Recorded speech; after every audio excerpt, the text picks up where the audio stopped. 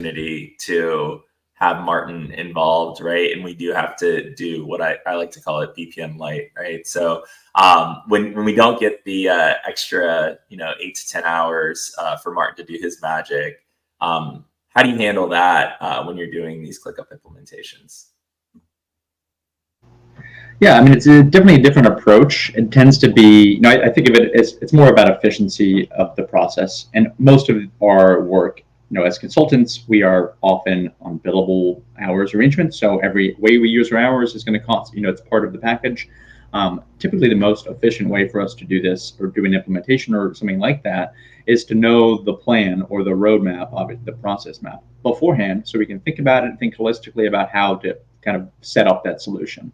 If we're starting without a designated map, obviously we need some degree of information from a client first, and we'll do kind of interviews and light versions discovery to get close to that same level of granularity, but not with kind of building it in a map and in a long-term referential way that you can use as an artifact for the future. Still ultimately building a process with them, but I think that the risks inherent in, I wouldn't say it's winging it, but kind of the lighter version, the risks inherent in that are you're not spending as much time talking to all the stakeholders that are involved to get really the perspectives of people who may not be part of that initial discovery. And it's very liable to find out halfway through the process, oh, this entire portion of the work is not covered here because we didn't talk to that person or because they didn't think it was relevant.